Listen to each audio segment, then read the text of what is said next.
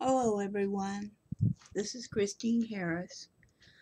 I'm here today to share with you how I make my glassine bags. Several days ago, um, Deb Hoke had asked if I could show how I make the glassine bags, and I apologize for taking so long. My mother and I have had a very busy past 6 or 7 days. Removing everything from her living room, having new carpet put down, and putting everything back in her living room. But anyway, I am going to try and show you tonight how I do that. So, the first thing that we begin with is a napkin. Now, in order for these napkins to stick properly to the bags and to look right, you need to separate the layers of a napkin. This one here, I started it a little bit so it'd be easier, has actually 2 layers of backing on it. Some only have one, but most of the nicer ones have 2. So you have to remove both layers of backing so that you just have the top layer. And I just go around the edges, and again, the nicer quality napkins, they're only stuck on the edges. Um, so if you just remove all this like this. Now this part here, I don't throw away. I have several other uses for it. One, I just watched a video on the other day and I'm very eager to try. I've done a lot of the resin molds, and they use the same molds, and they take a piece of the top layer of napkin and they put it in the mold, and then they tear these up in little tiny pieces and they fill the mold. Well, it comes out just like the resin pieces do, and it's adorable. So I thought, well, I'm going to try that. So save your backings because they can be used as a rag, they can be used as a filler on something, all kinds of uses for them. So once you've got your napkin so that it's just a single layer, and since I started, I don't have any way of pausing my camera, so I have to make things ahead of time so that I can keep it going. But I'm going to do some more of these blue ones. And like I had said, these were already just basically single layers all the way down. Printed layers all the way down, not the white backing. And what I did was I just took and I cut them so that they're about a ½ an inch wider than the bag. I have less to have to work with and deal with and stuff. And these small bags fit uh, the full height of half of the, or only use half of the napkin. So on these, I usually put the fold at the bottom edge and fold it over like this to make the napkin, both sides. If, for instance, you're using a large bag, then you need to use the larger napkins. And depending on, now these use up more than half of the napkin, so it's like up to here. So depending on the design on the napkin and what you want the end result to look like will depend on how you place the napkin or the glassine bag on the napkin. This particular one has a definite print here and a definite print here, which I would want one on each side of the bag. So what I could do, I could take the bag and put it so that it's lined up with the bottom edge and lined up with the center fold, and I could fold it over this way,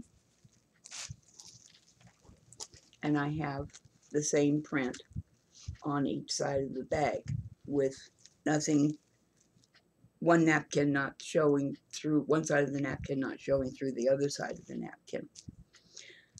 There are also, if you want to use,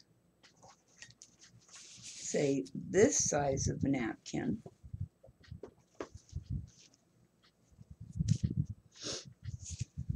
this kind of napkin, the little guest towels, and you want to put it on a large bag like this, you would have to put it so that the bottom lines up with the bottom edge, and you fold over each side. Now, then you have your fold down the middle of the back, and you have a full pretty design in the front. Now, I have had some bags that are a little bit bigger, and or napkins that are a little bit smaller. The little dessert napkins, for instance, are a little bit smaller. If you wanted to use that on a big bag, you could line up the bottom, fold it in from each side, and it would not be big enough to cover the whole bag. So you'd have this space here in the middle. Well, what I did when I ran into that situation, because it was a particular napkin I wanted to use on a particular job, I have some very wide velvet ribbon. And what I did after I glued the napkin all down, I just took and put the ribbon up the center to cover the blank spot. So like I said, it depends on the project you're working on, the size of the bag that you have, and the print that's on the napkin, and what part you want to show on the front or on the back. So that's just a matter of deciding at the particular time what it is that you want as an end result. And so let's take our small bag, and we've cut the strip a ½ inch wider than it needs to be. Then you want to, you'll notice that there's a front and a back to the bag. This side's higher, this side's lower. I always make this side the back side, even though the seam is down this side, or the front side, because then I can fold the bag over towards the back, and it's the larger part of the flap that will catch it. So I start out with the front side of the bag. I use my Mod Podge. I have used the flat, I've used the satin, I've used the shiny, I've used the sparkly, and I love every one of them with however they come out, and that again is a choice of what you want the end result to look like. So if you just take your bag and you brush on some some Mod Podge. The one I'm using right now is satin.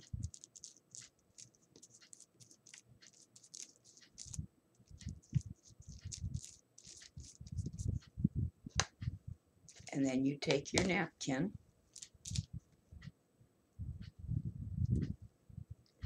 and you lay the crease at the bottom,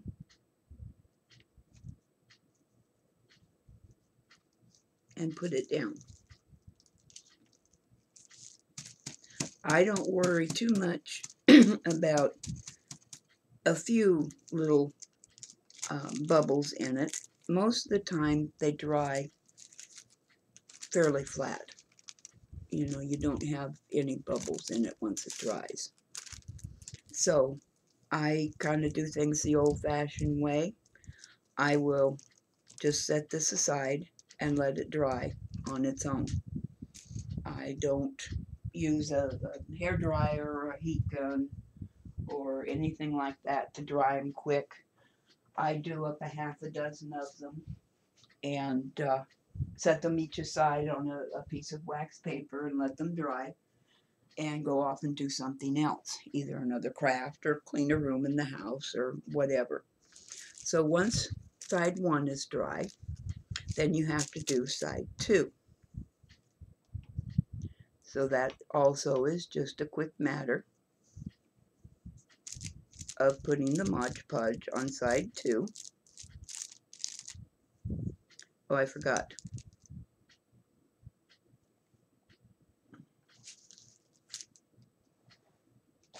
Darn.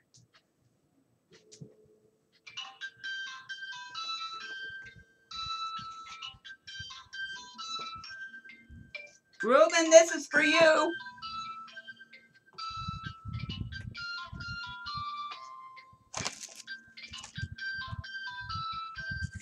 Where did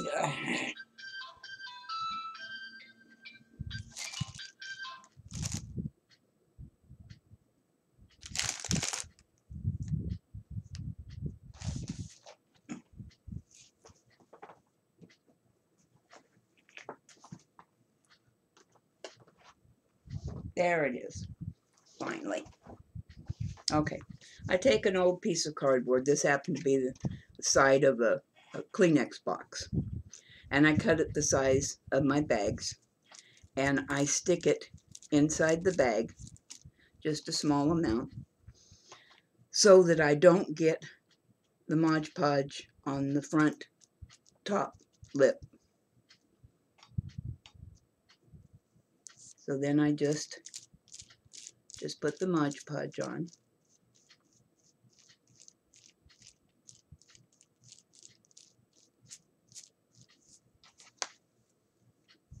Fold it up.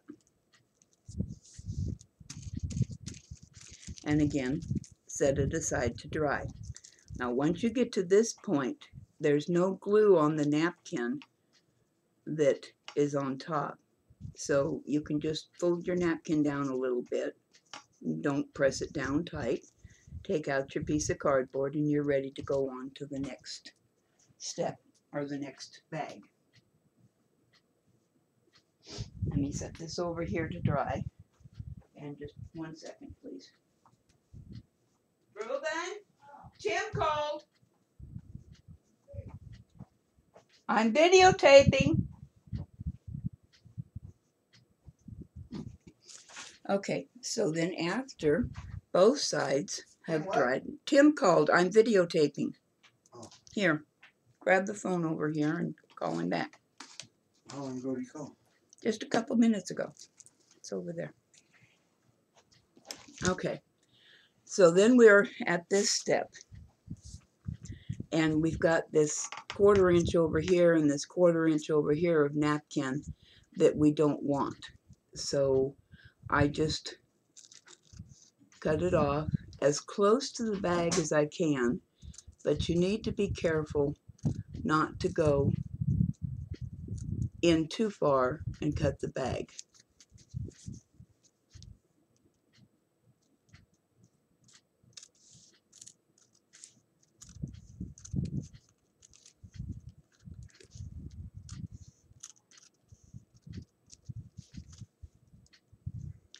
Then you're going to trim off the top.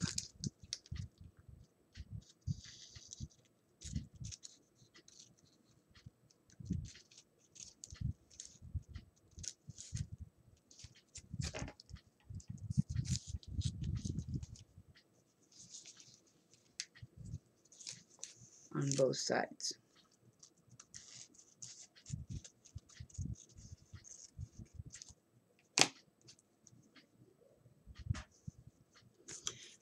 So that leaves you with this. The bag on the glassine bag, or the napkin on the glassine bag. And you haven't put anything on the outer part of the bag, that on the finished napkin part of it. So what you want to do next is I took a, excuse me a minute, I put them aside.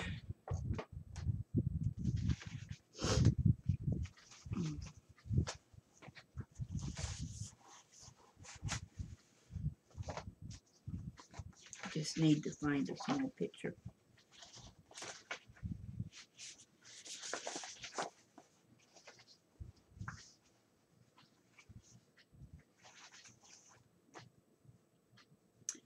This one will do for now. So then I take the picture that I want on the bag, and on the front side of the bag, the high side, I'm going to put the picture with the Mod Podge.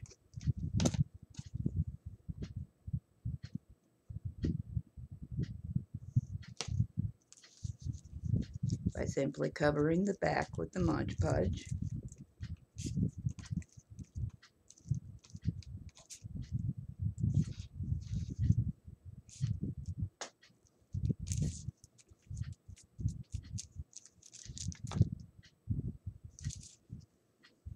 Place the picture where you want it.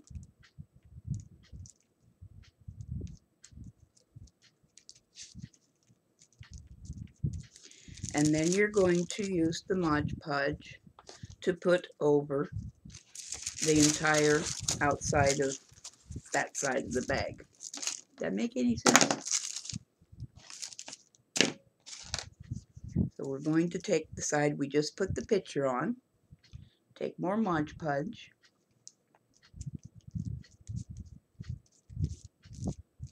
going over the picture and the bag.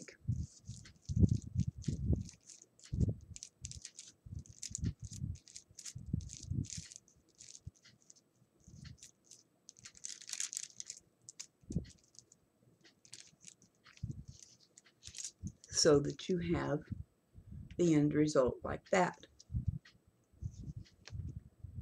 Got a little bit over here that I should have noticed and cut off. It didn't get trimmed. Okay, so then that's what you end up with, and that seals that side of the picture and the bag. And then when it's completely dry on that side,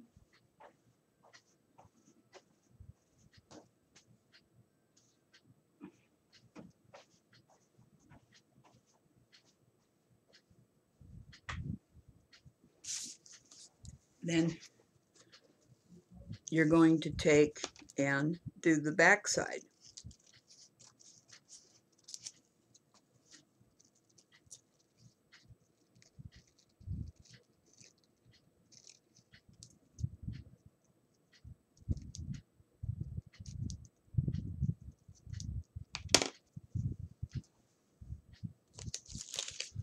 So your picture is on this side. Now this is the only side that's not finished. You could leave it unfinished if you wanted to. It's not going to hurt anything, but it helps protect it if you just take and put Mod Podge on the back side. Again, I forgot. Again, using your little piece of cardboard.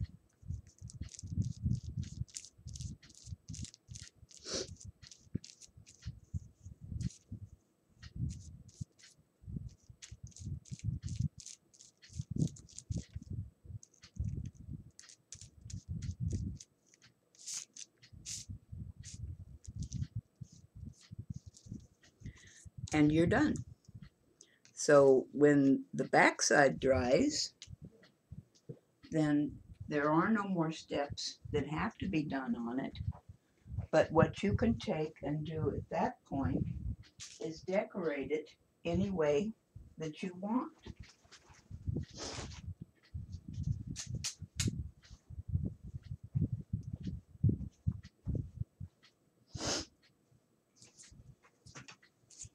This is one that's completely done and finished. And say, for instance, you want to put a little bit of lace across the bottom of the bag, or maybe you want to put a bow on it, or a flower. Make a topper for it. I usually take and cut a 2-inch strip of, designer paper, fold it in half so it's 1 inch, cut a scalloped edge or something on the front side, and put it, when you fold this down, then you would place the designer paper